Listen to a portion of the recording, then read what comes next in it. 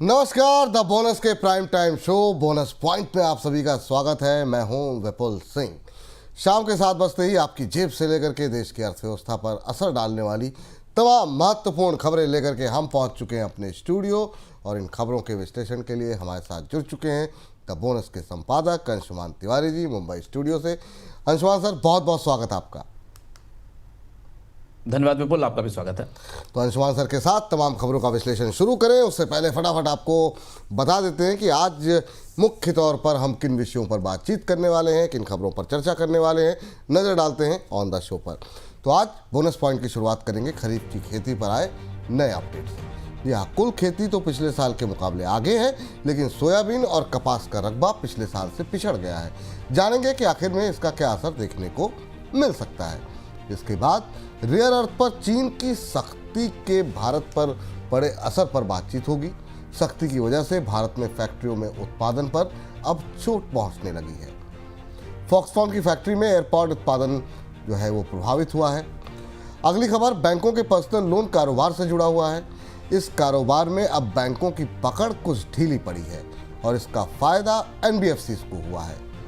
इसके बाद बात करेंगे भारत और अमेरिका के बीच ट्रेड डील पर आए नए अपडेट पर। अब कहा जा रहा है 1 अगस्त तक डील के होने की संभावनाएं अब लगभग समाप्त हो चुकी हैं। अंशुमान सर से समझेंगे कि आखिर में आगे अब होगा क्या। इसके अलावा बांग्लादेश ने गेहूं की खरीद के लिए अमेरिका के साथ सौदा किया है। इस सौदे की शर्तों को समझने के साथ ये भी जानेंगे कि भारत पर इसका क्या असर होगा। और आखिर में बॉन्ड निवेशकों के यूरोप की तरफ बढ़ते रुझान पर अंशुमान सर से डिटेल में होगी बातचीत। मई में दुनिया भर के बॉन्ड निवेशकों ने यूरोजोन के 100 अरब यूरो के बॉन्ड खरीदे हैं। लेकिन सबसे पहले बात कर लेते हैं खरीफ की खेती को लेकर के आए अपडेट को लेकर के। देश में खरीफ की खेती पिछले साल के मुकाबले तो आगे चल रही है, लेकिन कुछ फसलें ऐसी हैं जिनकी खेती पिछड़ गई है। इन फसलों में सोयाबीन और कपास सबसे आगे है। कृषि मंत्रालय के आंकड़े बता रहे हैं कि सोयाबीन का रकबा 7 लाख हेक्टेयर से ज़्यादा पिछड़ गया है। 18 जुलाई तक देश भर में सोयाबीन की कुल खेती लगभग 112 लाख हेक्टेयर दर्ज की गई, जबकि पिछले साल इस दौरान करीब 119 लाख हेक्टेयर में फसल लगी थी। इसी तरह कपास का रकबा भी 3 लाख हेक्टेयर से ज़्यादा पिछड़ा हुआ है। सर, खरीफ की खेती की रफ्तार क्या बता रही है और अभी बाकी प्रमुख जो फसलें हैं उनकी स्थिति क्या दिखाई दे रही है? विपुल जी, ओवरऑल तस्वीर में थोड़ी मिश्रित तस्वीर है, क्योंकि मानसून अच्छा था और समय से पहले आया था। तो 2 महत्वपूर्ण फैक्ट्स से मिल रहे हैं कि अगर आप ओवरऑल खरीफ को देखें तो करीब 65% के आसपास का रकबा कवर हो गया है खरीफ की खेती में, जो कि इस चार्ट में दिखाई दे रहा है। लेकिन इसमें 3 महत्वपूर्ण चीज़ें हैं जो शायद भविष्य में महंगाई की दृष्टि से हमें असर डालती हुई दिखाई देंगी। सोयाबीन और कॉटन का आपने जिक्र किया कि सोयाबीन और कॉटन की बुवाई पिछले साल से कम है। इसके अलावा 2 दालें भी हैं, अरहर और उड़द। इनकी भी बुवाई या इनकी भी सोइंग पिछले साल की तुलना में कम है। और ये वो 2 महत्वपूर्ण दालें हैं जो भारत में दालों की महंगाई को और आपूर्ति को प्रभावित करती हैं। अगर आप ओवरऑल दलहन का रकबा देखें तो आपको सबसे कम बढ़ोतरी दिखाई देती है इस चार्ट में। लेकिन वैसे पैडी की फसल की बुआई काफ़ी अच्छी है। पंजाब के एक बड़े हिस्से में पैडी की बुआई लगभग पूरी हो चुकी है और भी बाकी देश के अन्य हिस्सों में पैडी की बुआई ठीक है। तिलहन में भी थोड़ा सा हमें दबाव दिखाई दे रहा है, लेकिन चूंकि अभी बुआई और सोइंग का एक बड़ा हिस्सा बाकी है, तो सितंबर अगस्त के अंत तक हमारे सामने और ज़्यादा बेहतर तस्वीर होती दिखाई देगी।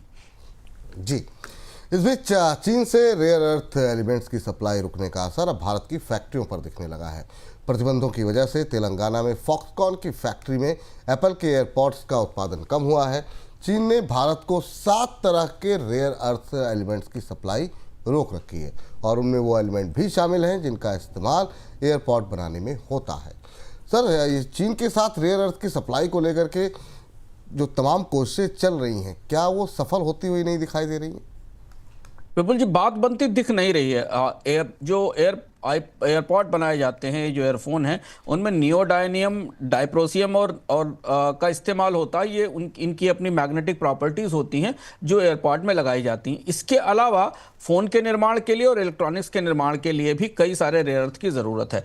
भारत अकेला ऐसा देश है जिसके साथ रेयर अर्थ की आपूर्ति को चीन ने सामान्य नहीं किया है, जबकि हाल में भारतीय विदेश मंत्री चीन की यात्रा पर भी गए थे, व्यापार प्रतिबंधों पर बातचीत भी हुई थी और चीन की तरफ से कुछ ऐसे संकेत भी दिए गए थे, लेकिन परिस्थिति सुधरती नहीं दिख रही है। जबकि यूरोप और अमेरिका के लिए चीन ने अपने रेयर अर्थ की आपूर्ति को कुछ हद तक उदार किया है और अब इसका दबाव हमें भारतीय कंपनियों के उत्पादन पर दिखाई देने लगा है। जैसा कि हम बार बार बोनस पॉइंट में दर्शकों को बताते रहे कि रेयर अर्थ का कि तत्कालिक विकल्प उपलब्ध नहीं है मैग्नेट्स के, तो भारत क्या पूरी दुनिया की निर्भरता चीन पर है। और अब लगता है कि अब फिर एक बार नए सिरे से भारत की तरफ से शायद कूटनीतिक प्रयास शुरू होंगे, तब भारत को इसकी आपूर्ति शुरू हो पाएगी।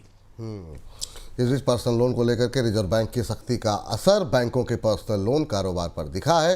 Credit bureau Cliff high mark के आंकड़े बताते हैं कि वित्त वर्ष 2024-25 के दौरान पर्सनल लोन सेगमेंट में बैंकों की हिस्सेदारी 260 बेसिस पॉइंट घट करके 70% पर आ गई है।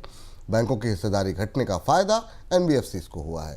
FY25 में इन कंपनियों का पर्सनल लोन कारोबार 160 बेसिस पॉइंट बढ़ करके 23.5% तक पहुंचा है।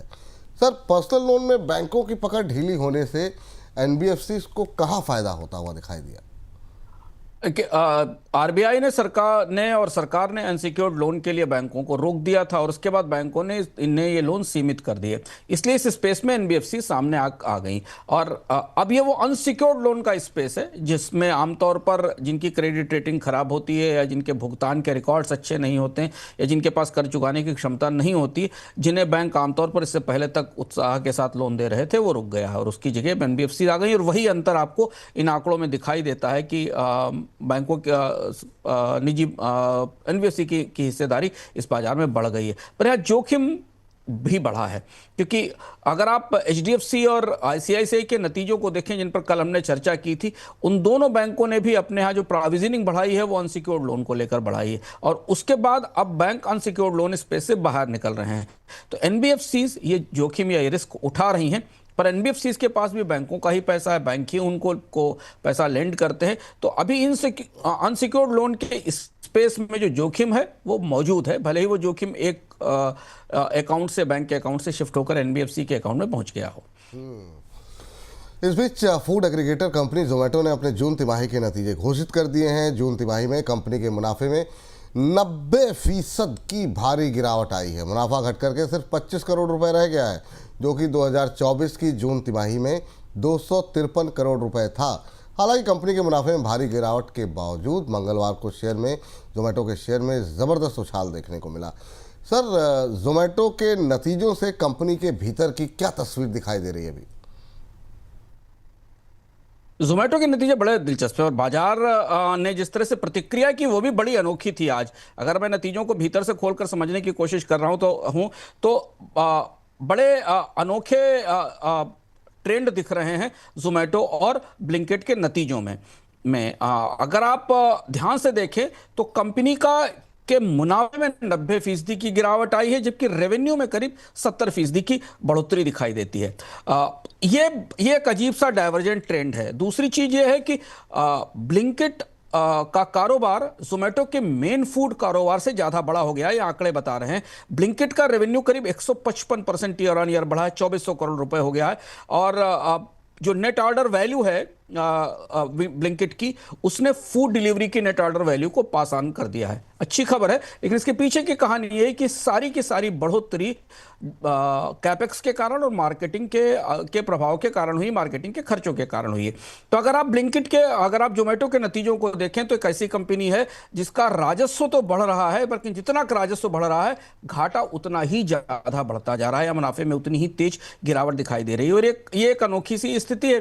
कंपनी का संकेत है कि वो बॉटम आउट करने की तैयारी में है, लेकिन अगर आप नेट ऑर्डर वैल्यू के आधार पर देखें, कंपनी के मुनाफे को देखें और सबसे बड़ी बात विपुल जी मार्जिन देखें तो मार्जिन बहुत कम है, 1.6% के आसपास का एबिटा मार्जिन दिख रहा है। इस परिस्थिति में बाजार दो हिस्सों में बटा हुआ दिखाई दिया आज। कुछ ब्रोकरेज ये मान रहे थे कि जोमेटो की जो रेवेन्यू ग्रोथ है वो बेहद अच्छी है और रेवेन्यू ग्रोथ बाद में प्रॉफिट ग्रोथ में कन्वर्ट होगी, ऐसी उम्मीद की जा रही थी। जबकि मैक्वारी जैसे कुछ लोगों का मानना था कि कंपनी के खर्चे इतने ज़्यादा बढ़ चुके हैं कि इस तरीके की ग्रोथ को या रेवेन्यू ग्रोथ को और इस खर्च को सस्टेन करना इटर्नल जो कि जोमेटो की पेरेंट कंपनी है उसके लिए थोड़ा मुश्किल होगा।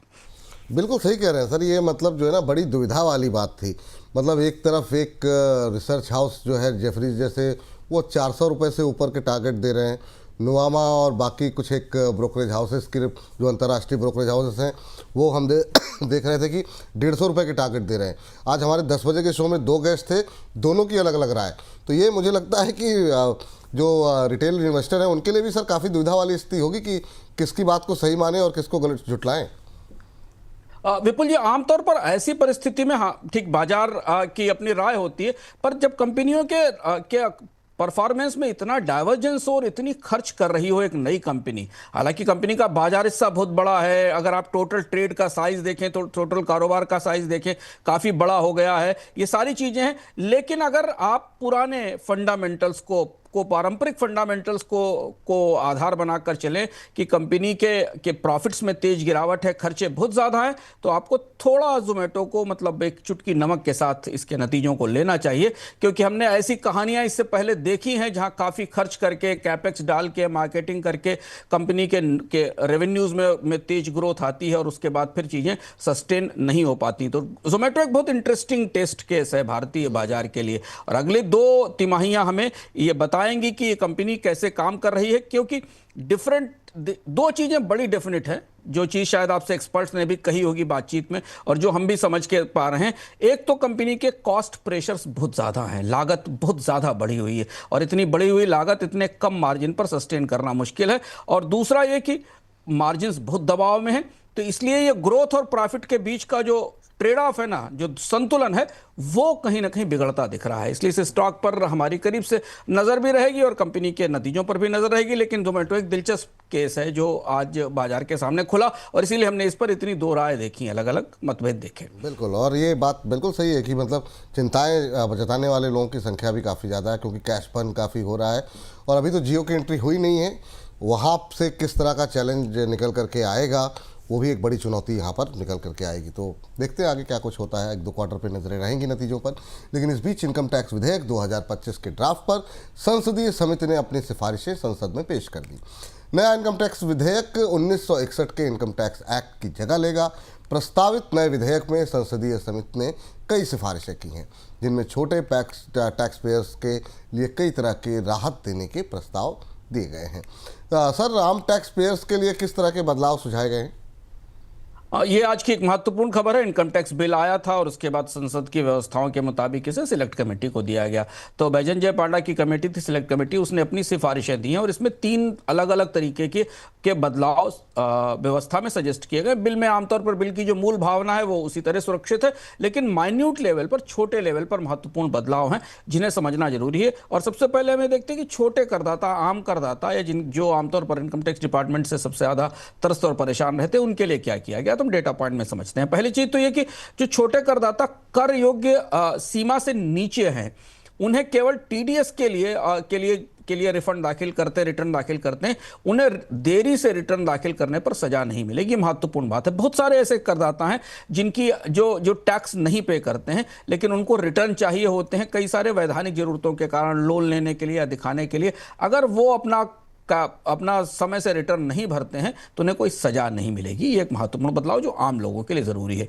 दूसरा ये कि आपका अगर टीडीएस कटा है और वो 0 है तो भी आपको एक सर्टिफिकेट मिलेगा, जिससे कि आप उस सर्टिफिकेट का दस्तावेज के तौर पर इस्तेमाल कर सकें। यह भी एक बड़ी मांग थी आम करदाताओं की, जो भी होगा।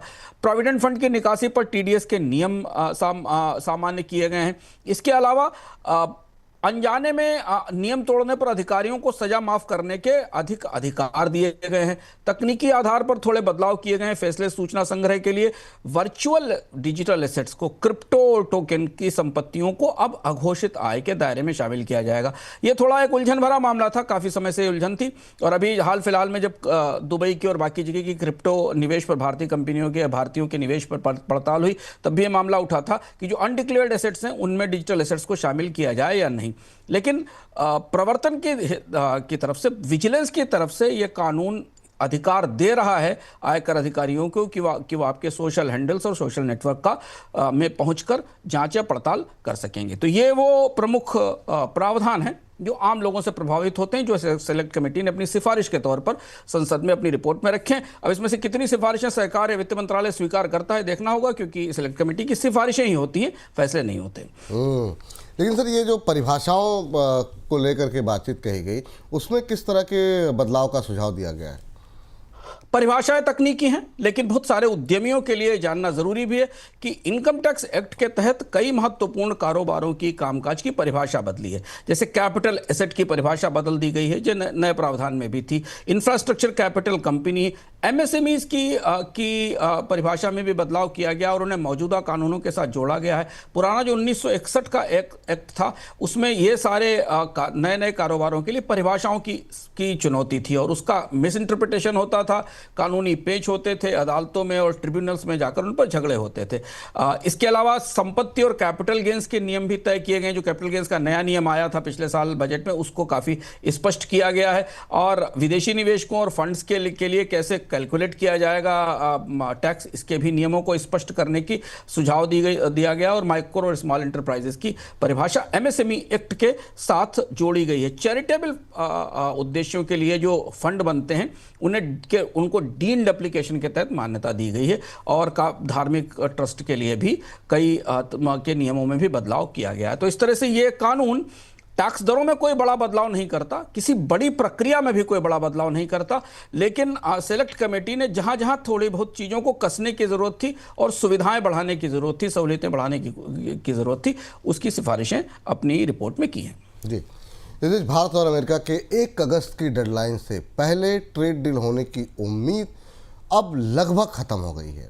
डील पर छठे दौर की बातचीत के लिए अमेरिका की टीम अगस्त के दूसरे पखवाड़े में भारत का दौरा कर सकती है।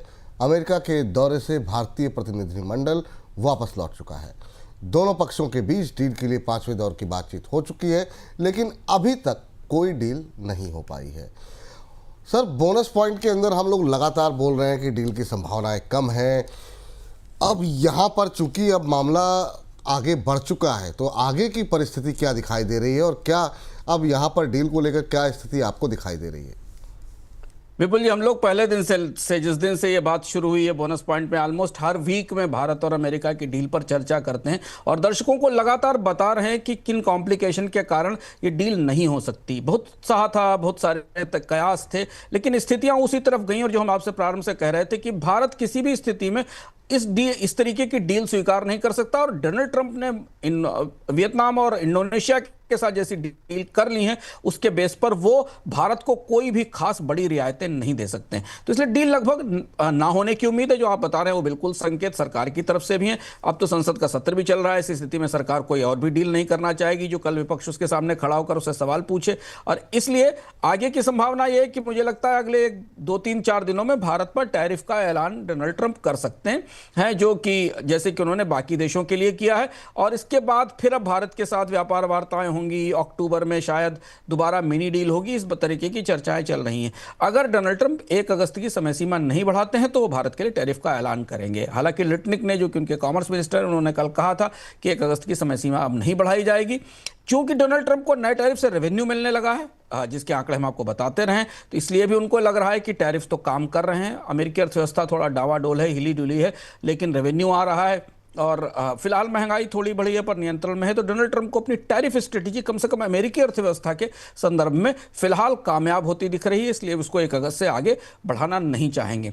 सिर्फ भारत ही अकेला नहीं है विपुल, ईयू के साथ भी यही समस्या है। हमें लगता है ईयू के साथ भी डील नहीं हो पाएगी, जिससे संकेत है, बल्कि ईयू शायद जवाबी टैरिफ लगाने की तैयारी भी करेगा। इसके अलावा जापान, कोरिया भी डील की व्यवस्था से बाहर हैं, उनके साथ भी कोई संधि होती नहीं दिख रही। कनाडा, मैक्सिको के मामले अलग तरीके से उलझे हुए हैं।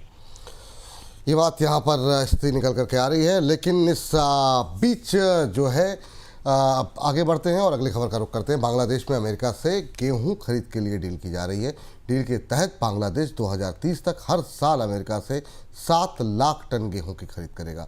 बांग्लादेश भारतीय कृषि उत्पादों के लिए बड़ा बाजार है। हालांकि भारत ने गेहूं का एक्सपोर्ट रोका हुआ है, लेकिन भारत अगर भविष्य में गेहूं का एक्सपोर्ट खोलेगा तो बांग्लादेश के बाजार में उसे अमेरिकी गेहूं की चुनौती मिल सकती है। सर, ये बांग्लादेश और अमेरिका के बीच ये जो डील हुई है, क्या है ये काफी महत्वपूर्ण डील है और आप चाहते ना चाहते भारतीय उपमहाद्वीप में अमेरिका के गेहूं के आने का रास्ता खुल गया है। ये काफी महत्वपूर्ण स्ट्रेटेजिकली अमेरिका के लिए भारतीय उपमहाद्वीप का जो बाजार है, बड़ी आबादी का बाजार है, जहां गेहूं वैसे भी इस क्षेत्र की मुख्य फसल है और उस बाजार में अमेरिका का गेहूं दोबारा आना शुरू होगा। ये जो डील है ये 2025 से 2030 के बीच में बांग्लादेश की और यूएस के बीच में हुई है, जिसमें 7 लाख मीट्रिक टन गेहूं की सप्लाई होगी। करीब करीब $20 करोड़ की इसकी लागत होगी और ये 5 साल का समझौता है, जिसमें $270 पर टन की रियायती कीमत पर अमेरिका अपना गेहूं बांग्लादेश को सप्लाई करेगा। बांग्लादेश इसके पीछे डोनाल्ड ट्रंप की अपनी रणनीति है। बांग्लादेश पर यूएस ने 35% टैरिफ लगाने की धमकी दी थी। इसके बदले बांग्लादेश ने अपना गेहूं का बाजार खोल दिया और यूएस के गेहूं के साथ डील कर ली। अब शायद उसके ऊपर टैरिफ में कमी होगी।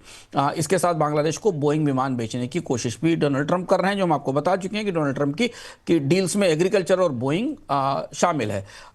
इससे होगा क्या, ये देखने की स्थिति है। बांग्लादेश का गेहूं आयात करीब 68 से 69 लाख टन के आसपास है 2024-25 के आंकड़े के हिसाब से। इस सौदे से पहले अमेरिका से आने वाला गेहूं केवल 4.5 लाख टन था। अब लगभग दो गुने के आसपास पहुंच जाएगा।